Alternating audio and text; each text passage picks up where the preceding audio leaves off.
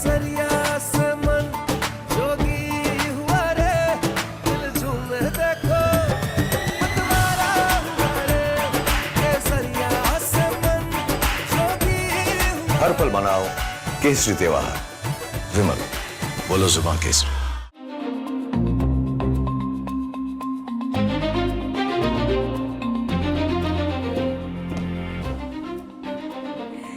नमस्कार, आप सभी का बहुत बहुत स्वागत है। मेरा नाम रोबिका लियाकत है। आप देख रहे हैं टाइम्स नाउ नव भारत। 8:50 हो चुके हैं और न्यूज की पाठशाला में आप सभी का दाखिला हो चुका है। मैडम आ चुकी है। भाई, आपके शो ने तो जलवा बरकरार रखा हुआ है। हर कोई इसकी बात कर रहा है। कई ऐसे हैं जो कहते हैं पसंद नहीं, कई ऐसे हैं जो कहते हैं मन पसंद है, लेकिन आप हमारे दर्शक हैं, आपकी राय सर आंखों पर है। यकीन मानिए, हर दिन पूरी कोशिश होती है कि आपको बेहतर से बेहतर खबरें और उसका हर एक एंगल बताएं, और वो बताकर आप भी कामयाबी के साथ भारत को बुलंद होता हुआ देखें और हम भी अपने इस काम में ईमानदारी के साथ आगे बढ़े। इसी वादे के साथ कि पढ़ाऊंगी ऐसा कि कभी किसी ने पढ़ाया नहीं होगा। शुरू करते हैं न्यूज की पाठशाला। सबसे पहले आपको बता दूं पाठशाला में आज क्या क्या है, कौन कौन से सब्जेक्ट्स हैं। चैप्टर नंबर 1, यूरेनियम का खेल मोदी के पास है। ट्रंप कैसे फेल हो गए हैं, ये बहुत महत्वपूर्ण चैप्टर है। एक यूरेनियम, 2 नीतियां, एक सृजन और एक विनाशकारी। फिर आएगा चैप्टर 2, मंदिर ट्रस्ट को चढ़ावा चोरी से बढ़कर चंपत की नाराजगी की चिंता क्यों है भैया। गजब का टोपी ट्रांसफर चल रहा है। कौन बचा कौन फंसा, इनसाइड स्टोरी। समाजवाद बबुआ सनातन के पिच पर कैसे आई, 27 की नई पिच आपको बताएंगे। फिर आएगा चैप्टर नंबर 3, 1.5 लाख की सैलरी भैया और 40 करोड़ का साम्राज्य बनाने का फॉर्मूला ये देने वाले हैं। यूपी के लुटेरे गोल्डमैन की काली कमाई का पूरा हिसाब आज होगा। वक्फ पर बदलाव की भी बात होगी। चैप्टर नंबर 4 में बदलाव हुआ क्या कि इस्तीफे की झड़ी लग गई। वक्फ में लूट की वो कहानी जो कभी कहीं नहीं आपको दिखी होगी। और फिर आएगी बारी सोचा है कभी की।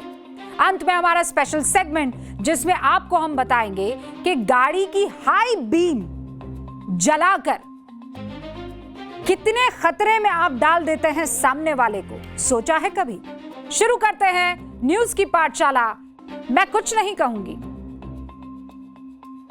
लेकिन सबसे पहले आपके सामने कुछ तस्वीरें रखूंगी, और जब आप उन तस्वीरों को देखेंगे तो आप समझ जाएंगे कि आज भी कैसे देश के प्रधानमंत्री नरेंद्र मोदी का लोगों के बीच क्रेज है। ये तस्वीरें देखिए।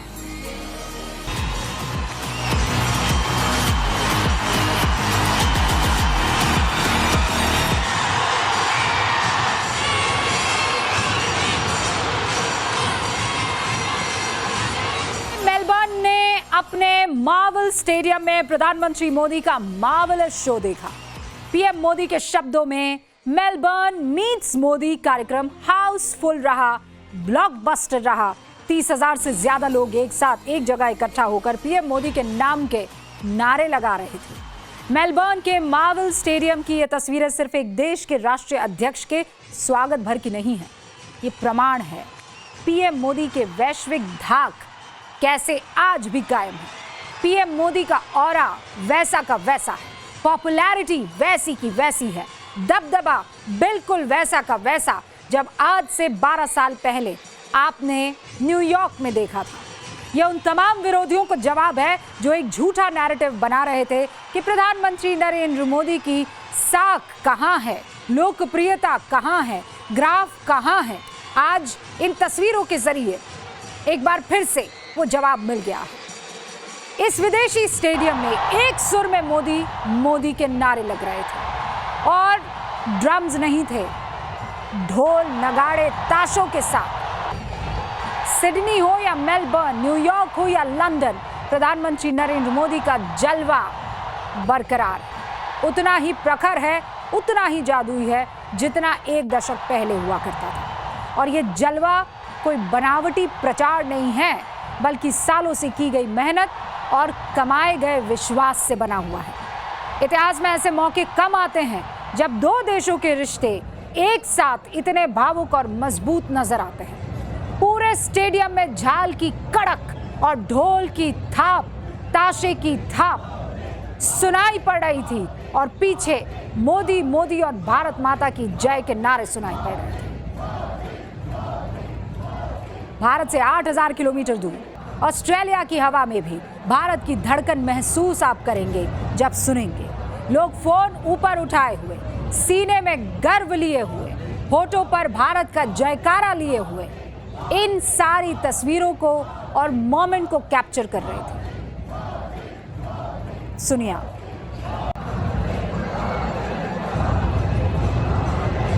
Please join with me in welcoming my friend, Prime Minister Narendra Modi.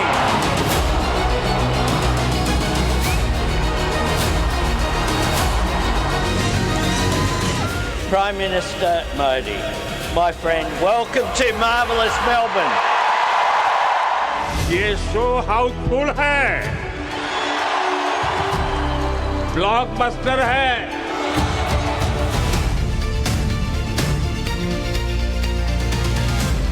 Bharat और ऑस्ट्रेलिया साथ साथ है, इसलिए एक के बगल में 1-2 नहीं हो रहा, एक के बगल में 1-11 हो रहा है।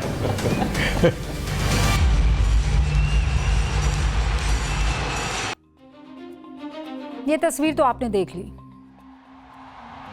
अब आपको बताती हूं कि ऑस्ट्रेलिया में पीएम मोदी ने क्या किया जिसकी वजह से भारत की डिप्लोमेटिक जीत के तौर पर आप इस खबर को देख सकते हैं। पीएम मोदी ने अपने ऑस्ट्रेलियाई दौरे में यूरेनियम को लेकर एक अहम समझौता किया है और ये छोटी बात नहीं है। ये समझौता भारत की एनर्जी सप्लाई के लिए बहुत जरूरी है, क्योंकि इसी के तहत भारत ऑस्ट्रेलिया से यूरेनियम इंपोर्ट करेगा। ऑस्ट्रेलिया के पास दुनिया का करीब 1/3 लगभग 28% यूरेनियम का भंडार है। वो ना तो न्यूक्लियर पावर का इस्तेमाल करता है, ना ही हथियार बनाता है। ऑस्ट्रेलिया ये सारा यूरेनियम एक्सपोर्ट कर देता है। पीएम मोदी ने ऑस्ट्रेलिया में जो यूरेनियम डील की है उसे भारत की बहुत बड़ी कूटनीतिक जीत के तौर पर देखा जा रहा है। क्यों? अब इसे 2 पहलू से समझाने की कोशिश करती हूं। वही यूरेनियम जहां आज हम कह रहे हैं कि ऑस्ट्रेलिया से हम खरीदेंगे ताकि इसका इस्तेमाल बेहतरी के लिए किया जा सके, लेकिन इस एक यूरेनियम से आप 2 अलग अलग देशों की डील को समझिए, उनकी नीयत को समझिए। बिल्कुल अलग तरीके यूरेनियम डील के, वही यूरेनियम, लेकिन उसे पाने के 2 बिल्कुल अलग तरीके, एक नाश के लिए और एक सृजन के लिए। एक तरीका उस देश का जो वसुधैव कुटुंबकम और सर्वजन हिताय सर्वजन सुखाय की नीति पर चलता है, और एक तरीका उस देश का जिसका राष्ट्रपति ये सोचता है आई मी माई सेल्फ के अलावा कुछ भी नहीं, धौंस और दबदबा, बस यही है उसकी जिंदगी का मकसद। एक तरीका अमेरिका के राष्ट्रपति डोनाल्ड ट्रंप का और दूसरा तरीका प्रधानमंत्री नरेंद्र मोदी का। पीएम मोदी ने कूटनीति से यूरेनियम जीता और ट्रंप ने युद्ध करके भी उसे खो दिया। पिछले 4 महीनों की टाइमलाइन एक बार आपको बताती हूं और आपको क्लियर हो जाएगा कि कैसे यूरेनियम के खेल में मोदी पास हुए और ट्रंप की नीति पूरी तरह से फेल साबित हुई है। ईरान के करीब 440 किलो 60% एनरिच्ड यूरेनियम को अपने कब्जे में लेने के लिए ट्रंप ने एड़ी चोटी का जोर लगा दिया, पूरी की पूरी दुनिया को जंग में धोस दिया। 28 फरवरी से लगातार अमेरिका और इजराइल ने मिलकर ईरान के नतांज, फोर्दो, इस्फहान के न्यूक्लियर प्लांट पर लगातार कई सारे हमले किए। जब हमलों से बात नहीं बनी तो 26 मार्च को 15 पॉइंट वाला एक प्रस्ताव भेजा। ईरान ने कोई दिलचस्पी नहीं दिखाई। भारत में क्या चल रहा था उस दिन, उस टाइम पर, उस टाइमलाइन के दौरान, उसी समय 2 मार्च को भारत और कनाडा ने यूरेनियम सप्लाई के लिए ऐतिहासिक समझौतों पर साइन किया। 2027 से 2035 तक 9 साल के लिए एक कॉन्ट्रैक्ट फाइनल किया गया। 7 अप्रैल को भारत में तमिलनाडु में खुद की तकनीक से बना नया परमाणु रिएक्टर चालू किया गया। 28 अप्रैल को कजाकिस्तान की बड़ी कंपनी और भारत के बीच यूरेनियम को लेकर करीब $4 अरब का समझौता हुआ। और उधर ट्रंप क्या कर रहे थे? 16 मई को ट्रंप ईरान को फिर से न्यूक्लियर प्रस्ताव भेजते हैं, धमकी देते हैं, शर्तें नहीं मानी तो अंजाम बुरा होगा, बहुत बुरा होगा। 8 से 9 जून के बीच फिर ट्रंप ईरान को यूरेनियम स्टॉक पाइल को लेकर प्रस्ताव भेजते हैं। ईरान घास नहीं डालता, एक नया प्रस्ताव बनाकर भेजा। जून के महीने में 22 और 23 तारीख को एस जयशंकर मंगोलिया दौरे पर पहुंचे। यह वही मंगोलिया है जहां 90,000 टन से ज्यादा यूरेनियम का भंडार है। बिल्कुल इस टाइमलाइन को 2 तरीके से समझिएगा, एक तरफ अमेरिका, दूसरी तरफ वसुदेव कुटुंबकम वाला भारत। 8 जुलाई को ट्रंप का कागजी सीज फायर खत्म हो जाता है। खुद ट्रंप कहते हैं कि अब वो किसी तरह के एमओयू को नहीं मानते हैं। और उसके ठीक एक दिन बाद भारत की ऑस्ट्रेलिया के साथ यूरेनियम पर मेगा डील फाइनल हो जाती है। इतना सब करने के बाद भी ट्रंप ईरान को उसके न्यूक्लियर प्रोजेक्ट पर काम करने से रोक नहीं पाए। खबर है कि ईरान ने नतान्ज न्यूक्लियर फैसिलिटी में हलचल देखी गई है। ईरान के सैटेलाइट तस्वीरों में गाड़ियां, सीमेंट के ट्रक, पिकअप ट्रक इस साइट पर आते जाते हुए दिखाई दे रहे हैं। यानी अपनी जो मसल कूटनीति है उसकी वजह से ट्रंप जहां से चले थे घूम घाम कर वहीं आ गए हैं। और अपनी मैच्योर कूटनीति की वजह से मोदी ने वो सब कर दिया जो देश हित के लिए जरूरी था, बगैर किसी को डराए और धमकाए। सब कुछ साफ है। आप दुनिया के कितने भी बड़े चौधरी क्यों ना हो जाए, अगर आपकी नीति में सम्मान और सहयोग नहीं है तो आप खाली हाथ रह जाएंगे। पीएम मोदी की नीति ने यह साबित कर दिया कि असली मास्टर क्लास वो है जहां शोर कम होता है, परिणाम ज्यादा होता है। पीएम मोदी दूर की सोचते हैं, ये साफ है। तभी तो जब पूरी दुनिया युद्ध का दंश झेल रही थी, जब वॉशिंगटन बारूद के धुएं में अपनी साख ढूंढ रहा था, नई दिल्ली में बिल्कुल अलग और शांत कहानी लिखी जा रही थी। भारत की टेबल पर भी यूरेनियम का ही जिक्र था, लेकिन निर्माण के लिए था, आत्मनिर्भरता के लिए था, खुद मुख्तारी के लिए था। और अब आपको बताती हूं कि पीएम मोदी यूरेनियम को लेकर इतने फोकस्ड क्यों नजर आ रहे थे। हम चलते हैं नोटपैड का रुख करते, यानी बोर्ड बाबू का रुख करते हैं। ये देखिए, पहले प्रणाम बोर्ड बाबू को, और उसके बाद आपको भारत की यूरेनियम की जरूरत से रूबरू करवाती हूं। हर साल कितना मेट्रिक टन हमको चाहिए होता है? 1800 से 2000 हर साल हमें चाहिए होता है। फिर आइए भारत का प्रोडक्शन, क्योंकि इंपॉर्टेंट तो ये है ना भाई, हम कितना उसको प्रोड्यूस कर पाते हैं। प्रोडक्शन हमारा कितना है?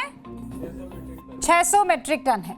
ठीक है, 600 मेट्रिक टन हर साल है। इसका मतलब क्या हुआ? अच्छी खासी जरूरत हमें इस वक्त है। आगे आ जाइए यहां पर।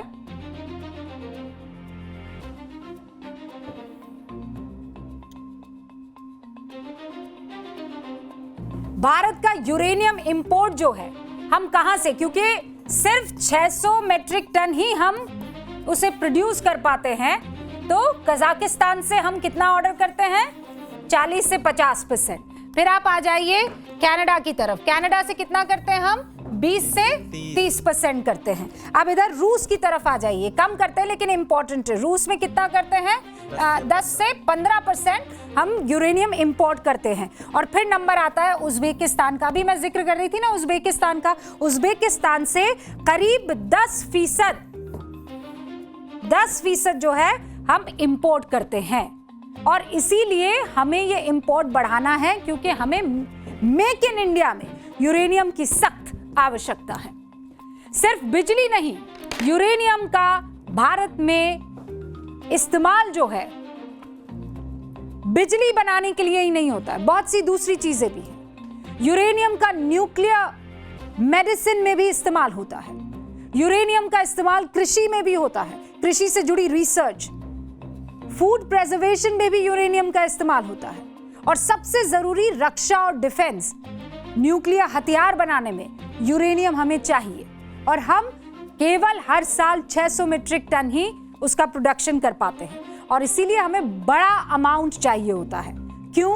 क्योंकि भारत का लक्ष्य है कि 2030 तक हमें अपनी कुल बिजली उत्पादन क्षमता का 500 गीगावाट बगैर फॉसिल फ्यूल के बनाना है। फॉसिल फ्यूल क्या हुआ? क्या हुआ फॉसिल फ्यूल बताइए? जो आपने स्कूल में पढ़ा होगा ना, फॉसिल फ्यूल कोयला, तेल, इससे बनने वाली ऊर्जा। और 2070 तक भारत ने नेट जीरो बनाने का लक्ष्य भी रखा है। अब ये नेट जीरो क्या होता है? नेट जीरो का मतलब होता है देश में एनर्जी सोर्स से प्रदूषण या कार्बन जो है वो उतना ही निकलेगा जितना पर्यावरण खुद उसे सोख लेगा।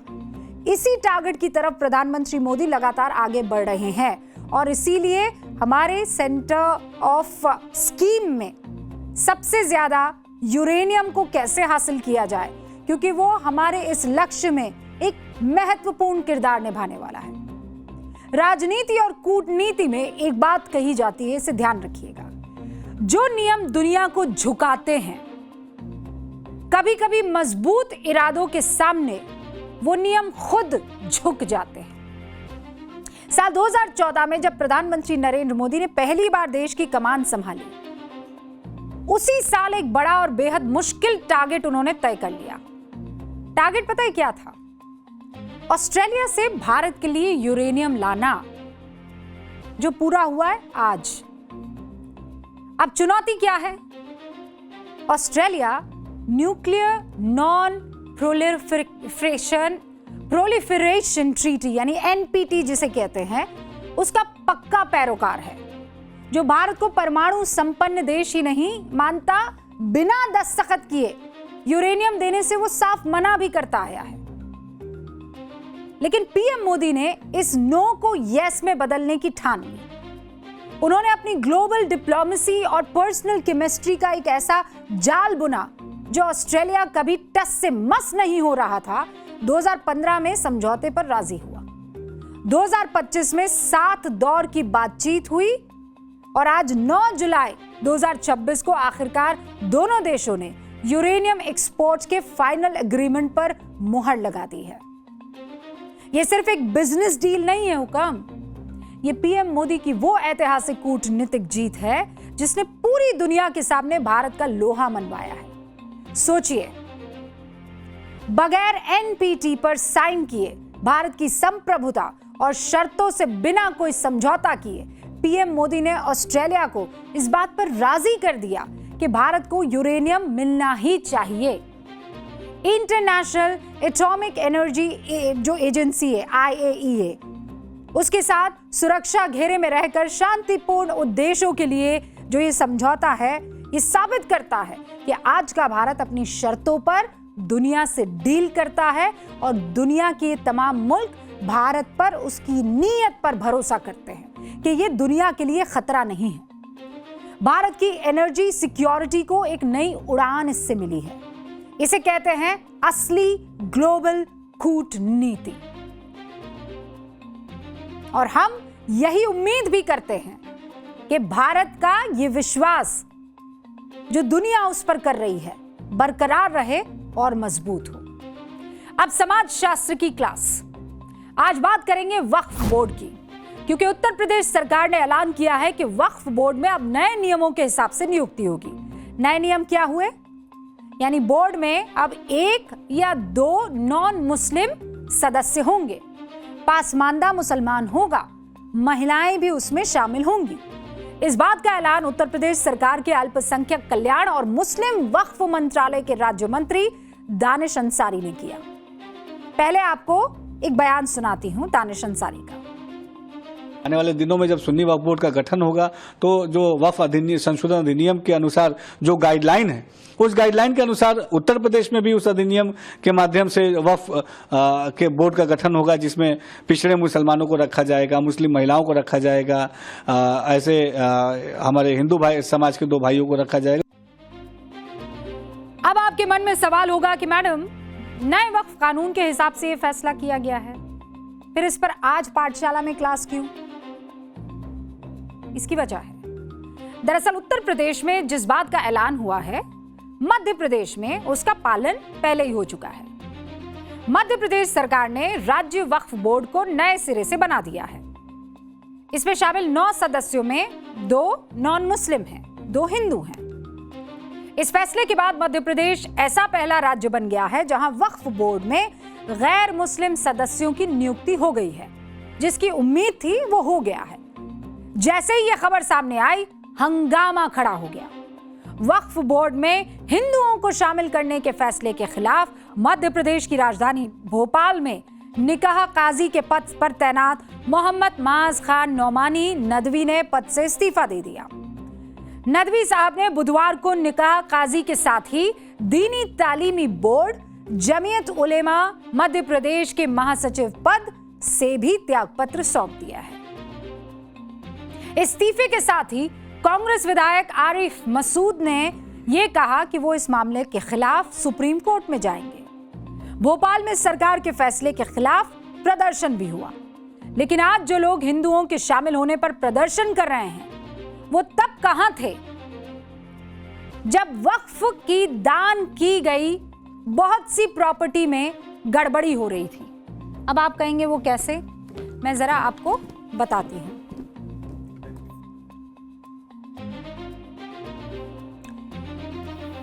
सवाल क्या है? पढ़िए, सवाल क्या है? तब प्रोटेस्ट क्यों नहीं हुआ?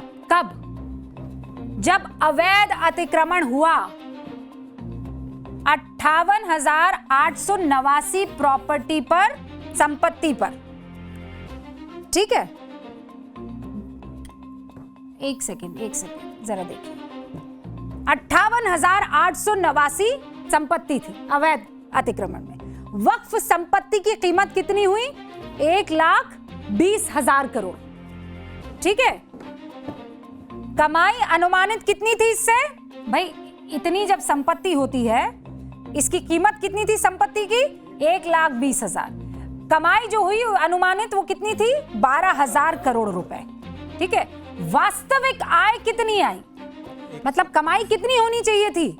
1,20,000 करोड़ की अगर आपके पास संपत्ति है, अगर उसे किराए पर भी देते हैं, फर्ज कीजिए किराए पर भी देते हैं, तो उसकी कमाई कितनी होनी चाहिए? अनुमानित कमाई कितनी होनी चाहिए? 12,000 करोड़ की अनुमानित कमाई। आया कितना? 163 करोड़। 12,000 करोड़ रुपए आने चाहिए थे, आए कितने? 163 करोड़। बताइए, मैं ये क्यों पूछ रही हूं? मैं इसलिए पूछ रही हूं कि आज सारे इस्तीफे आ रहे हैं। अरे भाई, आपको समाज की बेहतरी करने के लिए कमाई करनी चाहिए थी ना। 12,000 करोड़ की कमाई जब नहीं हो रही थी, न जाने कहां जा रहा था वो पैसा। केवल 150 करोड़, 163 करोड़ रुपया जब आ रहा था, जबकि आना चाहिए था 12,000 करोड़, तब किसी तरह का प्रोटेस्ट क्यों नहीं हुआ? तब इस्तीफों की झड़ी क्यों नहीं लगी? फिर आप कहेंगे मैडम ऐसा है, ये राम मंदिर में भी तो चंदा चोरी हुई है। आया होगा ना मन में आपके सवाल, इसमें मुसलमान क्यों नहीं आ रहे? है ना? मैं एक बात बता दूं आपको, इंतजामिया कमेटी में किसी हिंदू को नहीं रखा जा रहा है। ये वक्फ बोर्ड है जिसमें बात हो रही है, और ये ऐसे ही किसी जो वहां आरती उतारने वाले पंडित हैं, पुजारी हैं, उनको नहीं रखा जा रहा है। जिनको व्यवस्था की नॉलेज है उनको रखा जा रहा है। 5 उदाहरण देती हूं आपको,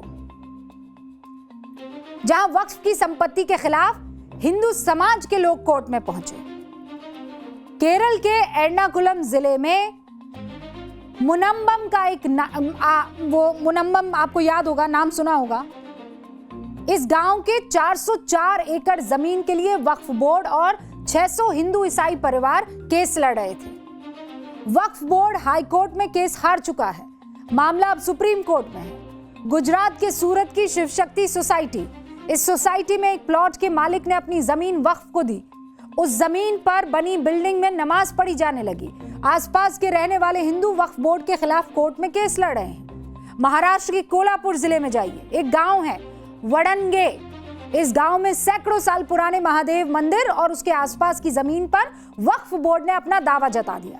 हिंदू बहुल उस गांव के लोग महाराष्ट्र राज्य वक्फ बोर्ड और जिला प्रशासन कार्यालय में अभी भी उसकी लड़ाई लड़ रहे हैं। कर्नाटक के विजयपुरा जिले के होनवाड़ा गांव की कहानी।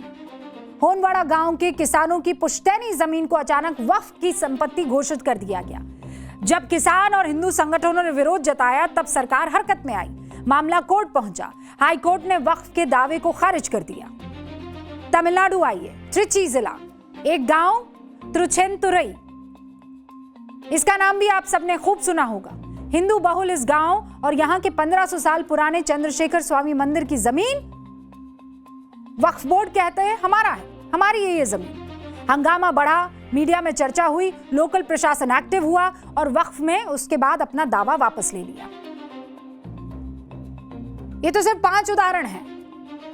इसे सुनने के बाद कोई ये वाला तर्क ना दे कि वक्फ की जमीन मुसलमानों की है तो इसमें गैर मुसलमानों का क्या काम। ये तर्क यहां नहीं चलेगा, बिल्कुल नहीं चलेगा। अब इस मुद्दे पर प्रैक्टिकल अप्रोच से सोचिए। अगर 10 सदस्यों वाले राज्य वक्फ बोर्ड में 2 सदस्य हिंदू होंगे, ऐसे मामले जहां जबरदस्ती का विवाद होता है वहां हिंदुओं की कोई तो सुनेगा ना। वैसे भी बहुमत तो वक्फ बोर्ड में मुसलमानों का रहेगा। और कौन सा वक्फ बोर्ड कोई मस्जिद डे टू डे चला रहा है। मस्जिद के लिए मस्जिद इंतजामिया कमेटी होती है। और मंदिरों का उदाहरण देकर वक्फ बोर्ड में हिंदुओं की एंट्री वाला यह तर्क सही नहीं है। जो लोग इस्तीफा दे रहे हैं वो दें, लेकिन देश संविधान से चलेगा, कानून से चलेगा, भावनाओं से नहीं। वक्फ संशोधन अधिनियम 2025 की धारा 14 में साफ लिखा है कि वक्फ बोर्ड में कम से कम 2 गैर मुस्लिम सदस्यों को शामिल किया जाएगा। और जब ये संसद में ये बिल पास हुआ तो मामला सुप्रीम कोर्ट भी पहुंचा। सुप्रीम कोर्ट ने अपने आदेश में साफ कहा कि बोर्ड के 11 सदस्यों में से 3 से अधिक गैर मुस्लिम नहीं हो सकते हैं। यानी मध्य प्रदेश सरकार ने वक्फ बोर्ड का जो गठन किया है वो नियमों के मुताबिक है। और जो अभी तक नियमों के मुताबिक नहीं हो रहा था वो ये है कि वक्फ बोर्ड की कुल संपत्ति, ये आपके सामने है, कुल संपत्ति का आंकड़ा कितना है? 8,72,852। ये कुल संपत्ति है, ठीक है। संपत्ति कोर्ट या ट्रिब्यूनल में, यानी जहां कुछ तरह की गफलत या गड़बड़ी चल रही है, वो कौन से कितने हैं? 8,72,852 में से है 13,200। संपत्ति की स्थिति जिसकी साफ नहीं है इसमें से वो कितने हैं? वो 4,36,000। 4,36,000 संपत्ति की स्थिति साफ नहीं है। फिर आप आ जाइए, किन किन संपत्तियों पर अतिक्रमण है, यानी इल्लीगल या फिर एनक्रोचमेंट, इल्लीगल ऑक्यूपेशन या एनक्रोचमेंट, वो है 58,889। फिर आ जाइए, संपत्ति बिना विवाद के कौन सी है? वो बच जाती है 3,64,763। कुल 41% संपत्ति है जो प्रॉपर, जिसके कागज वगैरह है। 70 साल मुसलमान वक्फ बोर्ड के सदस्य रहे और स्थिति ये आपके सामने है। कुल मिलाकर कितना हो गया? कितना परसेंट, मतलब टोटल अगर ये इसका आंकड़ा निकाले 41.78%। इतनी संपत्ति है, ठीक से 48.78%।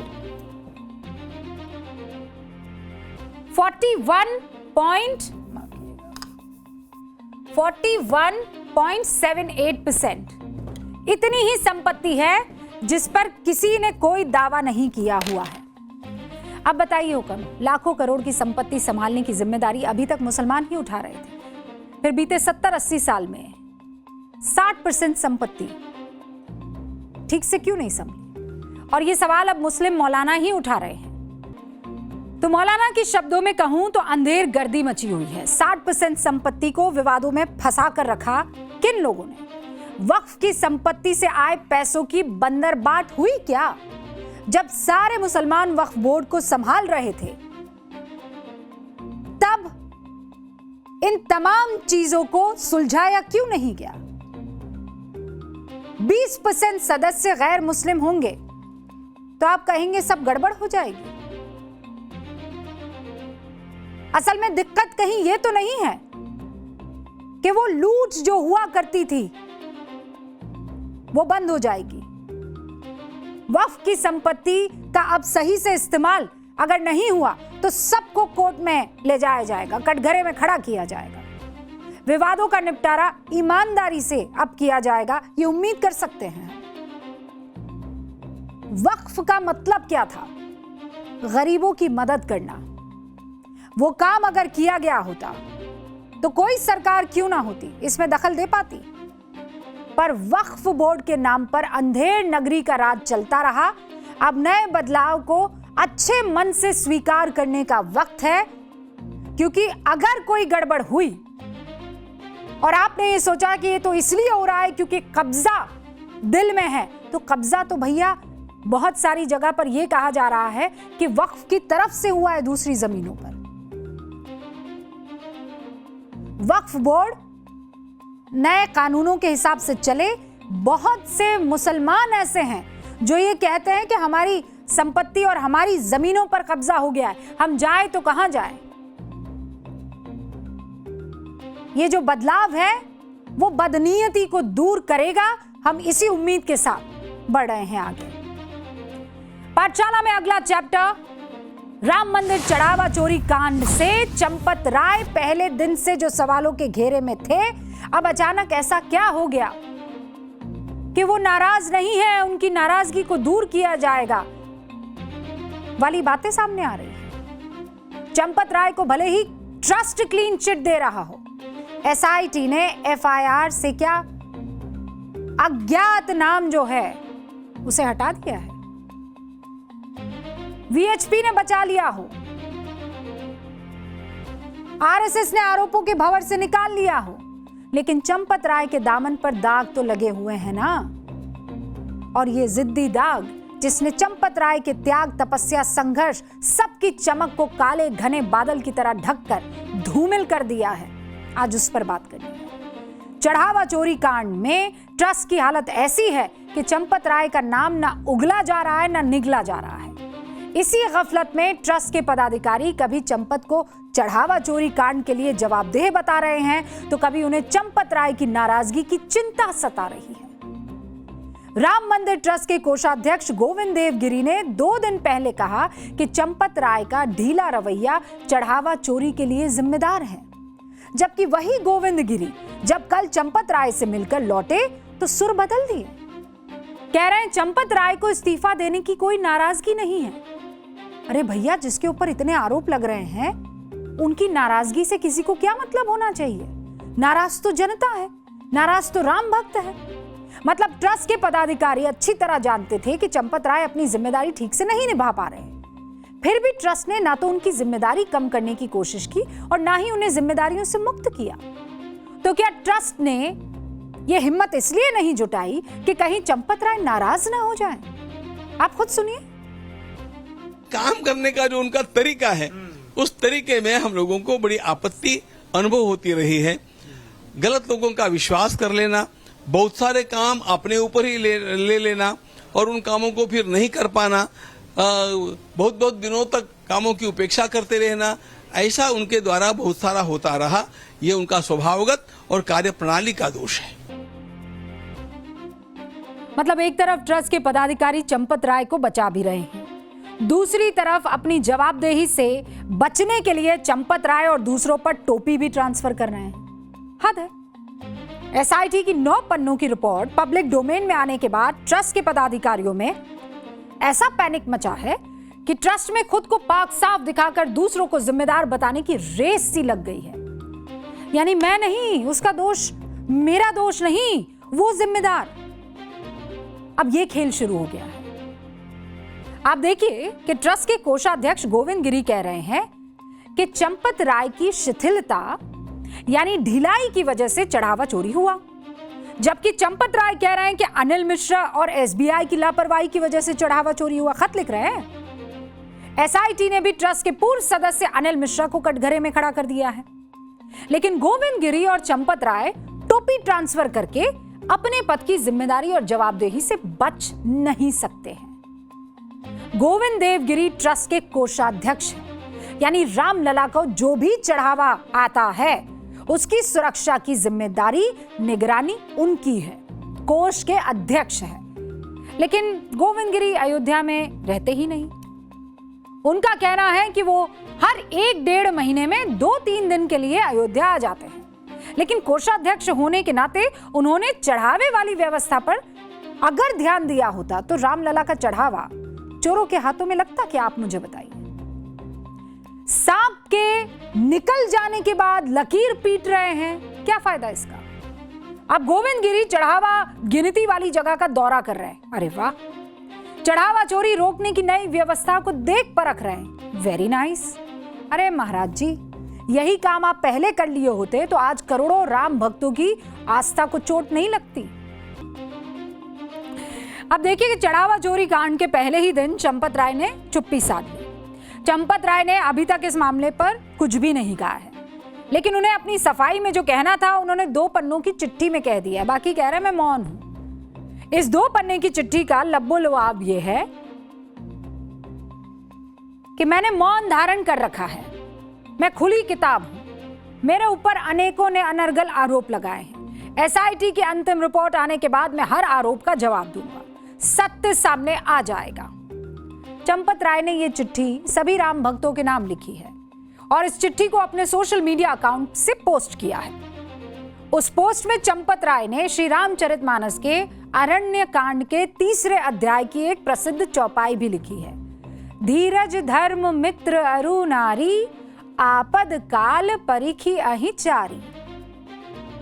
मतलब ये कि धैर्य, धर्म, मित्र और पत्नी, इन चारों की वास्तविक परीक्षा विपत्ति यानी संकट के समय में ही होती है। यानी चंपत राय को लग रहा है कि वो धैर्य की परीक्षा दे रहे हैं, जबकि सभी राम भक्तों को लग रहा है कि चंपत राय अपनी जिम्मेदारी और जवाबदेही से मुंह चुरा रहे हैं। और इसीलिए लोग पूछ रहे हैं कि अरे भाई, आपके ऊपर इतने गंभीर आरोप लग रहे हैं और आप कह रहे हैं कि मैंने मौन धारण कर रखा है। चंपत राय के इस मौन व्रत पर रही सही कसर कांग्रेस और आम आदमी पार्टी पूरी कर रही है। विपक्ष पूर्व प्रधानमंत्री अटल बिहारी वाजपेयी के भाषण का एक हिस्सा सोशल मीडिया पर वायरल कर रहा है। इस वीडियो में वाजपेयी जी कह रहे हैं कि अगर पहरा देने वाला कुत्ता ना भौंके तो समझना चाहिए वो चोरों को जानता है।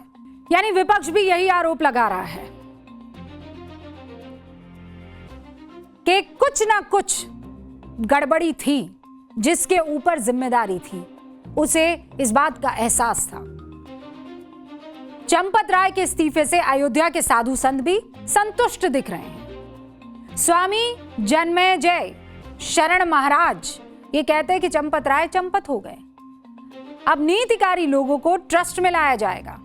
इनको भी सुन लीजिए। प्रकार से ये अनीतिकारियों को अलग किया जाए और नीतिकारियों को की समीक्षा करके उनको रखा जाए। और कई लोग शामिल हैं उसमें, जो शामिल हैं सब अलग होंगे। अच्छा, ट्रस्ट में क्या साधु संत अयोध्या के रखे जाने चाहिए? संत भी रखे जाएंगे। चंपत जी चंपत हो गए भाई। उधर एसआईटी की जांच जारी है। अयोध्या पुलिस चढ़ावा चोरी कांड के 3 आरोपी लवकुश मिश्र, अनुकल्प मिश्र और करुणेश पांडे से पिछले 40 घंटे से पूछताछ कर रही है। इन तीनों ने पुलिस को चढ़ावा चोरी के बारे में क्या क्या बताया है, आपको जल्दी से बता देती हूं। सभी आरोपी लगभग हर दिन चढ़ावा चोरी किया करते थे। चढ़ावा चोरी के रुपए अपने रिश्तेदारों के बैंक खातों में जमा करते थे। उनसे अपने खातों में रकम ट्रांसफर करवा दिया करते थे ताकि रकम का सोर्स छिपा रहे। टिन्नू और गणना इंचार्ज सुभाष श्रीवास्तव दोनों मिले हुए थे रकम पार करने में, ताकि इनको किसी तरह की दिक्कत ना हो। 14 कोसी परिक्रमा मार्ग पर एक बाग में चोरी की रकम का बंटवारा किया जाता था। आरोपियों और उनके परिजनों के करीब 30 बैंक खातों को फ्रीज कर दिया गया है। अनुकल्प मिश्र के पास स्विफ्ट कार, सोने की चेन, सोने का पेंडुलम बरामद हुआ है।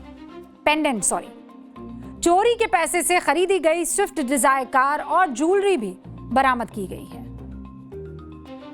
उधर अखिलेश यादव दूसरे दिन से ही इस मामले को तूल दे रहे हैं। पिछले 34 दिन में शायद ही ऐसा कोई दिन बीता हो जब अखिलेश ने चढ़ावा चोरी कांड पर ना कुछ कहा हो या कुछ पोस्ट ना किया हो। ऐसा इसलिए क्योंकि अखिलेश यादव को लग रहा है कि यही सही मौका है जब वो अपनी राजनीतिक पिच को और मजबूत कर सकते हैं। और इसीलिए आज अखिलेश यादव ने सोशल मीडिया पर पोस्ट किया और उसे देखकर आप चौंक जाएंगे। तस्वीर देखिए, जरा याद कीजिए, समाजवादी पार्टी पहले क्या हुआ करती थी और अब क्या हो गई है। अखिलेश यादव ने आज ऐलान कर दिया कि जो सनातन है वही समाजवाद है। यानी आज अखिलेश यादव ने ऐलान कर दिया कि यूपी में 2027 की चुनावी जंग हिंदुत्व वर्सेस हिंदुत्व की होगी। यानी अखिलेश यादव ने बीजेपी की भगवा पिच पर योगी से दो हाथ करने का, शंखनाद करने का ऐलान किया है। इस तस्वीर में अखिलेश यादव उन अविमुक्तेश्वरानंद के चरणों में बैठे हुए दिख रहे हैं जिन पर कभी उनकी सरकार ने लाठी बरसाई थी। 23 सितंबर 2015 यूपी में अखिलेश यादव सीएम थे। उनकी पुलिस ने अविमुक्तेश्वरानंद को लाठियों से पीटा था, सर फोड़ दिया था। अब वही अखिलेश यादव सत्ता का सूखा खत्म करने के लिए उन्हीं अविमुक्तेश्वरानंद की शरण में जा बैठे हैं। लेकिन सनातन की जिस पिच पर अखिलेश यादव अपने राजनीतिक समाजवाद को हिट करने के लिए निकल पड़े हैं, यूपी की जनता क्या उस पिच पर जिताएगी या फिर इस पिच पर बैटिंग और बॉलिंग करते हुए वो दूसरे चेहरों को देख चुकी है। आज राम नाम जपने वाले ये वही अखिलेश जी हैं जो अयोध्या में रामलला के प्रकट होने को बीजेपी की साजिश बता रहे थे। आप खुद सुन लीजिए। हमारा हिंदू धर्म बहुत, या सनातनी लोग बहुत भावनात्मक है, इमोशनल है। बहुत सी चीजों में बहुत ज्यादा इमोशनल है वो लोग। सोचिए, महापाप किया इन्होंने। एक समय ऐसा था कि रात के अंधेरे में मूर्तियां लगती हुई थी। बीजेपी कुछ भी कर सकती है, बीजेपी कुछ भी करा सकती है। तो अब तो उत्तर प्रदेश की लड़ाई दिलचस्प होगी क्योंकि सारा सेंटर गया है अयोध्या में और प्रभु राम ही जाने, वो कहते हैं ना, राम की लीला राम ही जाने। पाठशाला में अब बात करेंगे उत्तर प्रदेश के उस करोड़पति अफसर की जिसने 1 से 1.5 लाख रुपए की सरकारी सैलरी के दम पर 35 से 40 करोड़ रुपए का साम्राज्य खड़ा कर दिया। आज आप इस अफसर की पूरी कमाई देखेंगे तो दंग रह जाएंगे। ये तस्वीरें देख रहे हैं आप। ये वीडियो लखनऊ के एक रिटायर्ड ARTO यानी असिस्टेंट रीजनल ट्रांसपोर्ट ऑफिसर के घर का है। अच्छे से देखिए। अधिकारी का नाम है ललित कुमार। ये जो साइन कर रहे हैं ना लाल कलर की पूमा शर्ट में, यही है वो साहब। जितना बड़ा इस अफसर का घर है, घर का दरवाजा है, घर के अंदर अवैध संपत्ति उतनी ही अकूत है।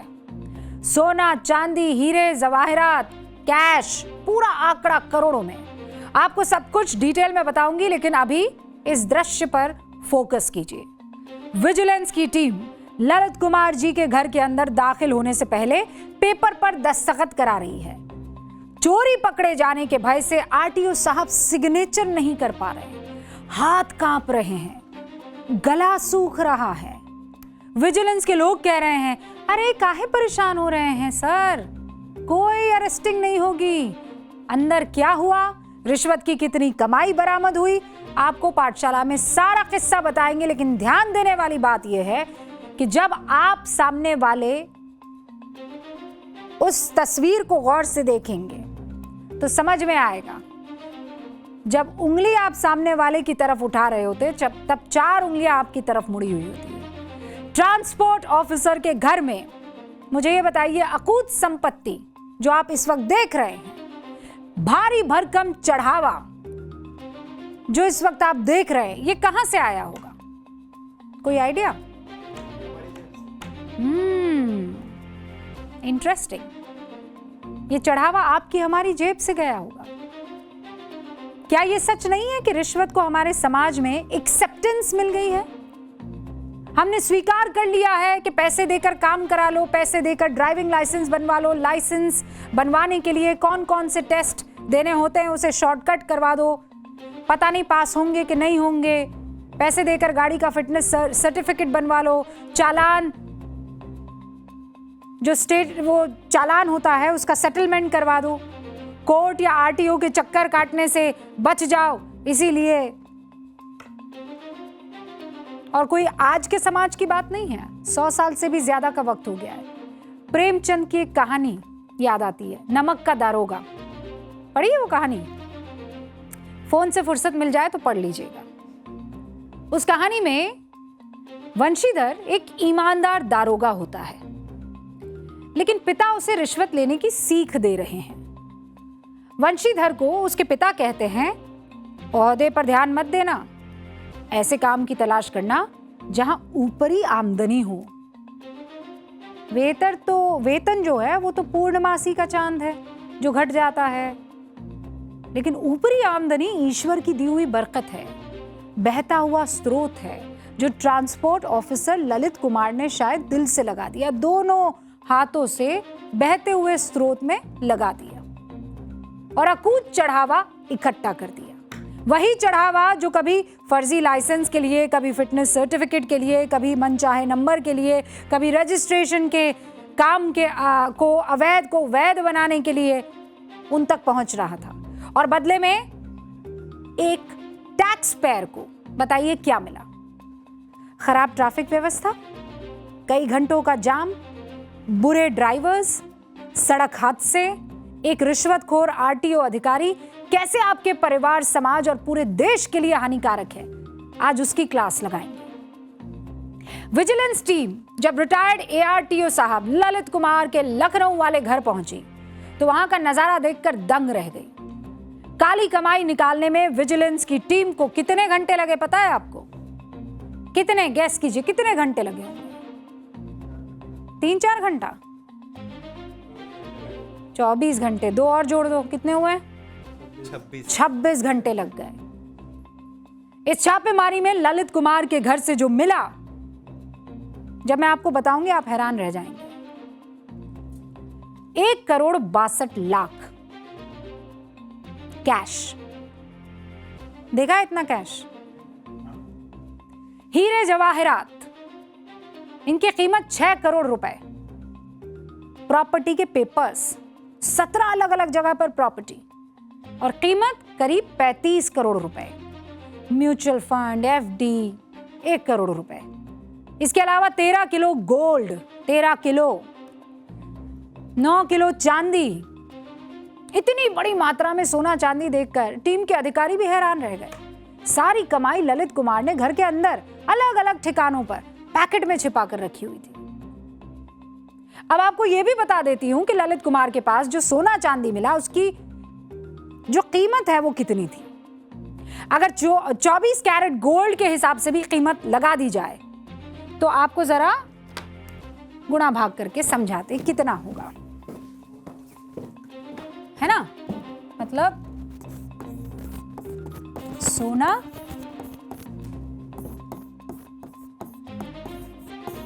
चांदी का दाम,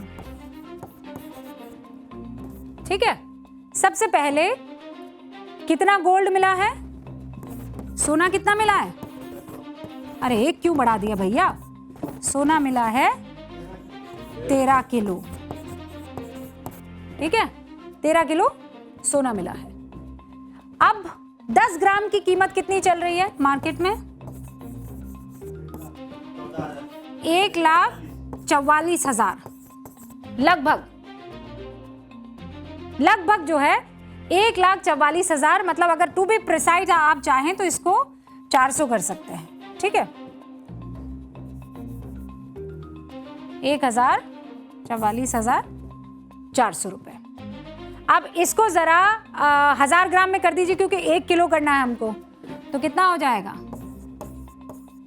1000 ग्राम हो जाएगा 1,44,000 लाख, ठीक है। और मतलब 13 किलो सोना जब इस हिसाब से देखा जाएगा तो 13,000 ग्राम हुआ। उसकी कुल कीमत कितनी हो जाएगी? 13 किलो हो गया 13,000, है ना। 13,000 ग्राम, उसकी कीमत क्या हो जाएगी? उसकी लगभग कीमत हो जाएगी 18.5 करोड़। कितनी कीमत हो जाएगी? 18.5 करोड़। और ऐसा ही चांदी का हिसाब है। अब चांदी की कीमत आपको बताते हैं। कितनी है भाई चांदी की कीमत मार्केट में, जानते हैं आप? नहीं जानते?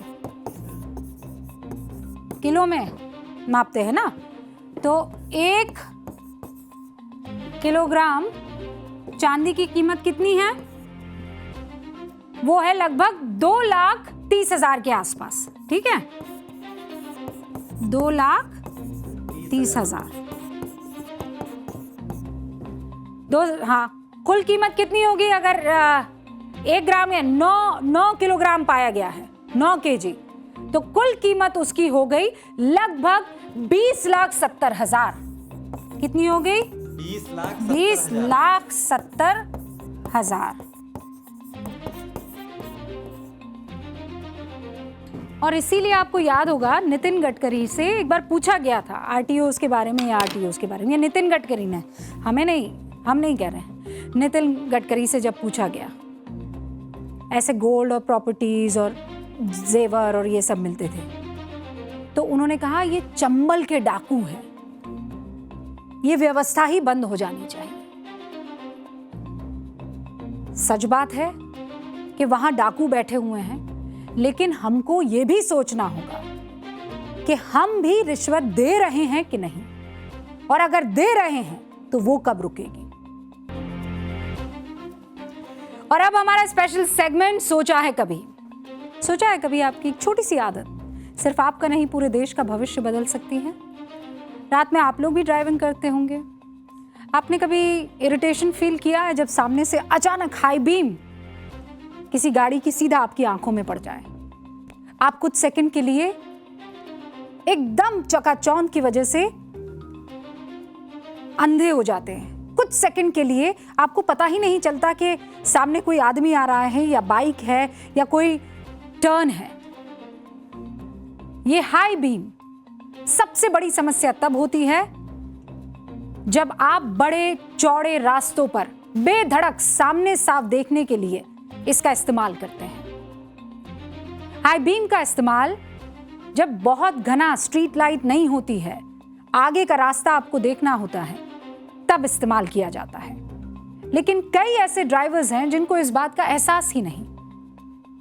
यह आंखों पर शॉक जैसा असर डाल देता है और इससे हादसे के चांसेस बढ़ जाते हैं।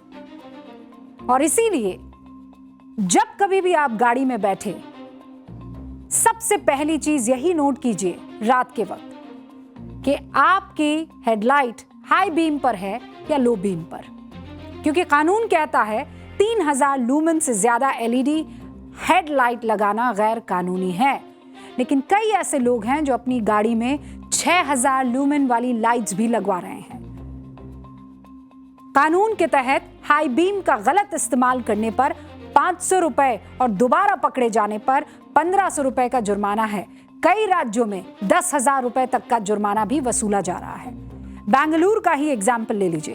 ट्रैफिक पुलिस के आंकड़ों के मुताबिक हर 10 में से 1 सड़क हादसा हाई बीम की वजह से होता है। इसीलिए याद रखिए, ये आपकी भी जिम्मेदारी है जब आप सड़क पर चले कि दूसरों को किसी तरह की परेशानी ना हो। फिलहाल मुझे जाना होगा, घंटी बज चुकी है, लेकिन इस वादे के साथ कि कल फिर हाजिर हो जाऊंगी 8:50 पर। आप बने रहिए टाइम्स नाउ नव भारत के साथ और इंतजार कीजिए न्यूज़ पाठशाला का।